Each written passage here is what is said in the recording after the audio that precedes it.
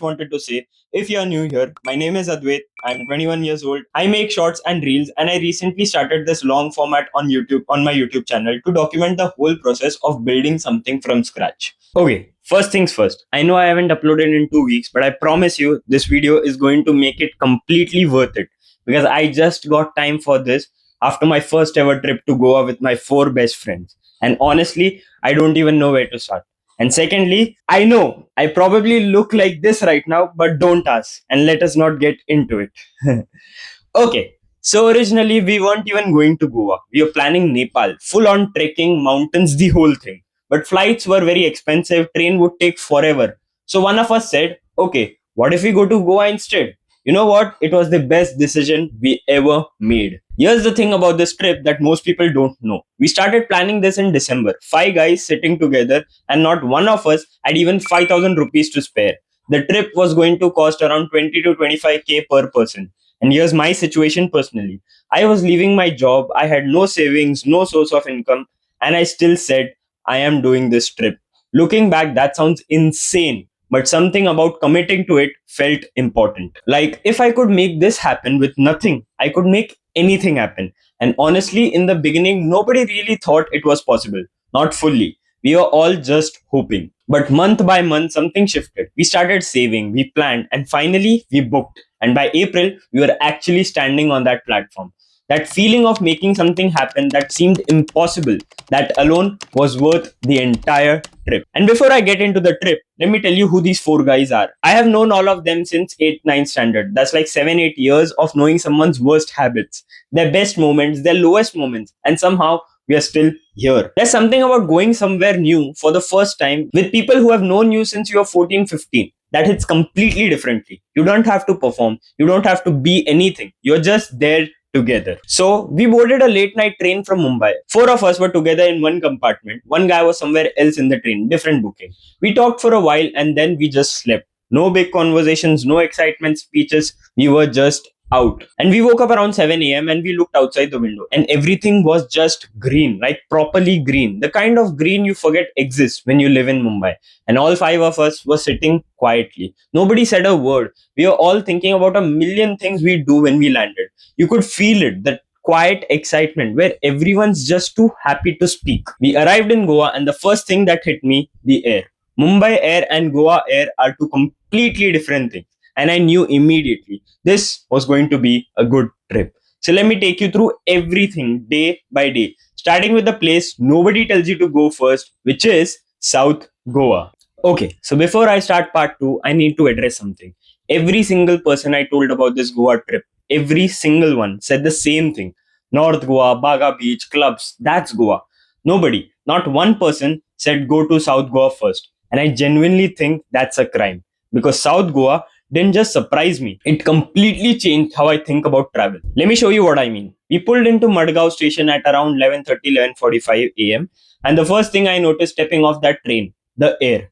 Mumbai air and Goa air are not the same thing. I don't know how else to explain it. It just hits differently. Clean, slow, like the city isn't trying to do anything to you. We took a cab to our Airbnb near Benolim, 10-15 minutes from the station, checked in, dropped our bags, and three of us immediately went to rent scooters. Three scooters for five people. By 1 p.m., we were already on the road. We hadn't eaten breakfast and we were super hungry. And also, it was super hot, but not as hot as Mumbai though. We just wanted something to eat because everyone was becoming hangry. And this is the thing about South Goa that nobody warns you about. Even just riding through the roads, you're already seeing something. The architecture in Goa is this beautiful mix of Kerala, Maharashtra villages vibes, and Portuguese old Goa, all living together on the same street. Old houses with massive windows and tiled roofs. Narrow roads with trees on both sides. It feels like time slows down here. Like the place itself is telling you, relax, you're not in a hurry anymore. And we were starving. So we went straight to हम आए fisherman's वॉफ देखते हैं का खाना कैसा है We had chicken, fish, rice, sitting there tired from the journey, hungry. First meal in Goa. I remember thinking, okay, this is already worth it. We clicked photos, sat for a while, and then it was time for the real destination of the trip, Cabo de Rama Fort. We still couldn't believe that this group finally made it to Goa. Now, on the way to the fort, we weren't even looking for anything. We were just driving. And then suddenly there was this bridge. I don't even know the name of it, but we all just stopped without anyone saying anything. All five of us pulled over at the same time because sometimes a view just demands that you stop. We click so many photos here, one of those places that doesn't make it onto any tourist list, but ends up being one of your favorite memories from the trip. That's South Goa in one moment. Then we went to Cabo de Rama Fort, built by the Portuguese in the 18th century, sits right on the edge of a cliff. And when you walk up to the edge and look out, you see the Arabian Sea, the actual horizon. Ocean as far as your eyes can go, and the water. I need to stress this. The water in South Goa is a color I didn't know existed. Like someone turned the saturation up on reality. We were so caught up in it that we did something kind of spontaneous. We called our parents, all of us, just here, look at this, look at where we are, because some views you want to share immediately. You don't want to post it later. You want the people you love to see it right now. Attached to the fort is this small beach called Pebble Beach, and the name is exactly what it sounds like. Not sand, but pebbles. Thousands of them. The sound of the waves moving through pebbles is something else entirely. We climbed down, clicked photos, sat there for a bit.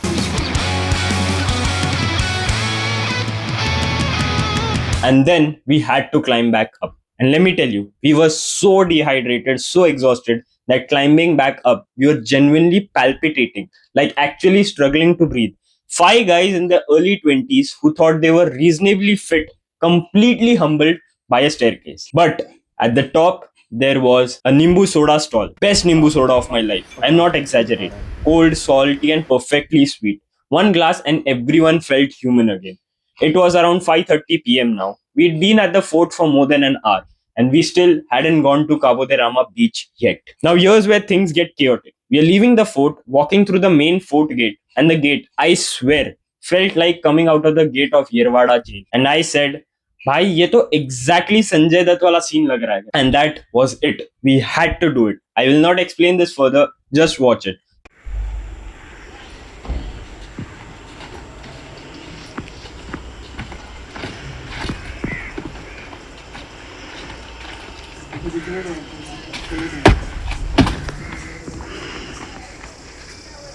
This is why you need to travel with the right people. After that, we decided it was getting late. The drive back home was around 90 minutes and it was Ghat Road, so no street lights, and Cabo de Rama beach was still on the list.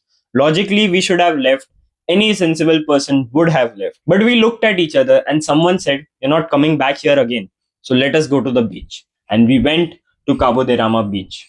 I don't have the words for it. Cleanest beach I have ever seen in my life. In my life. And right next to it, this small stream. People kayaking in crystal clear water.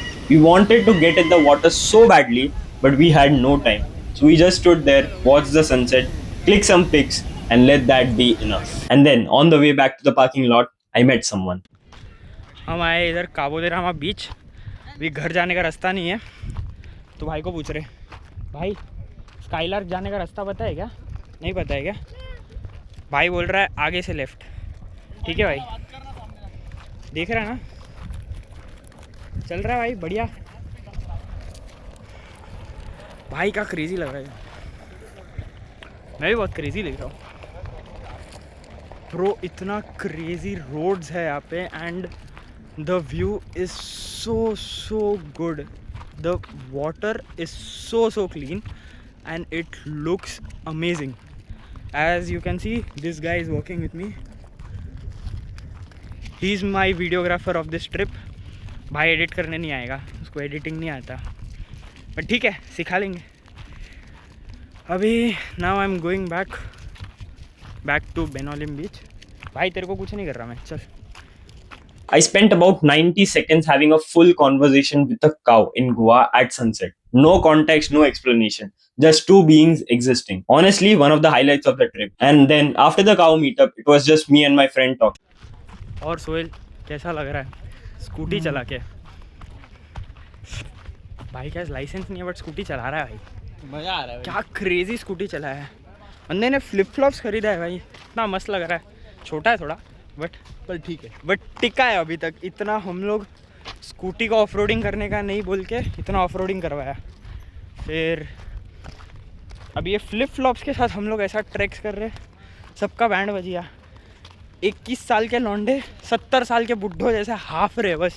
इतना सा भी अपने को चलने को नहीं आता, शर्म आना चाहिए भाई। इतना पाँचों जिम जाते थे, बॉडी बनाते थे, ये क्या हाल करके रखा है, ये क्या हाल करके रखा है, क्या पता भाई, ये क्या हो रहा है।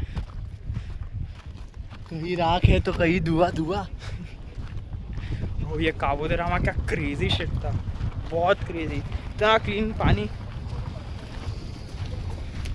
कायाकिंग करना था next time is the kayaking, is the next time is the kayaking. Please subscribe, please subscribe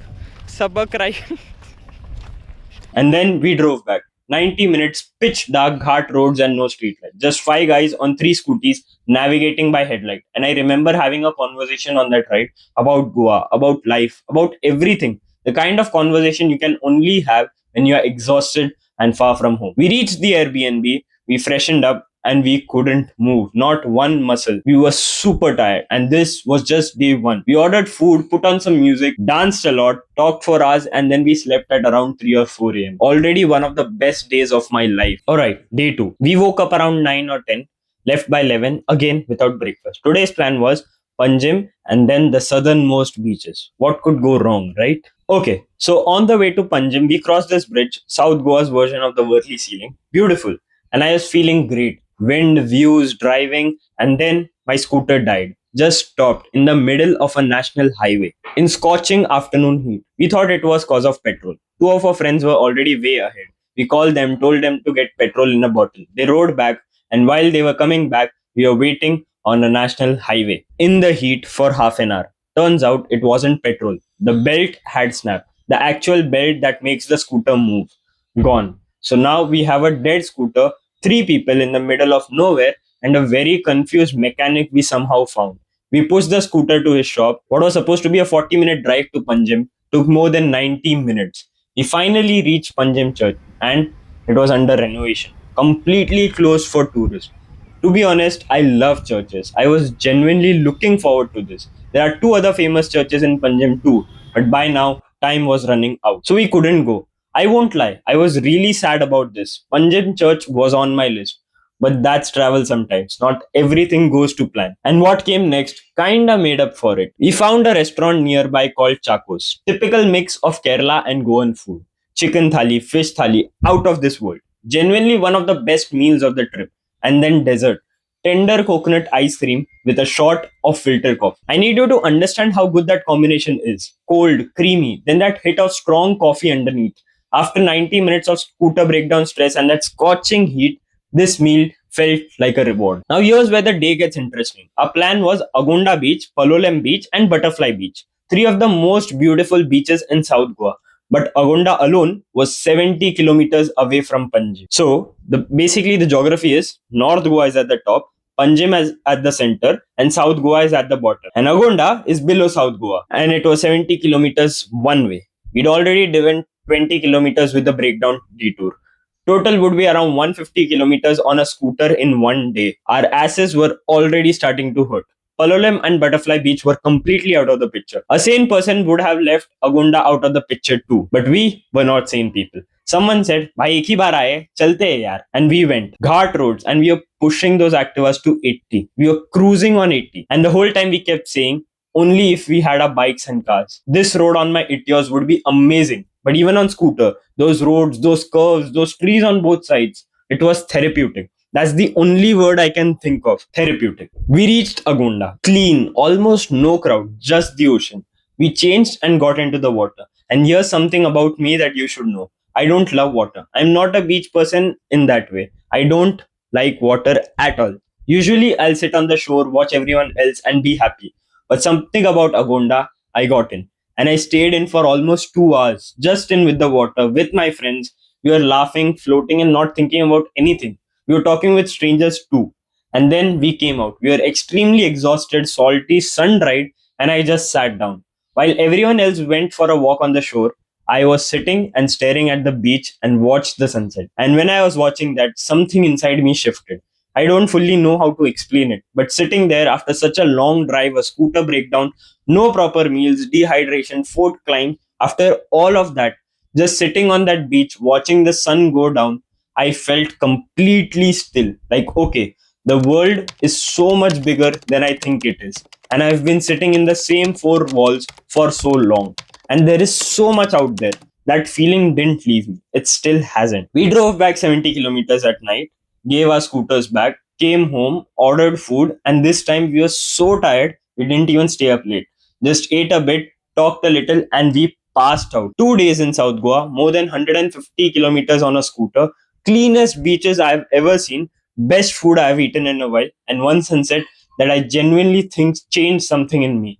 And the next morning, we packed our bags and headed to North Goa, which is a completely different world. And that will be part 3. Okay, so before I go, I need to tell you guys about something. When I started editing this video, the plan was very simple.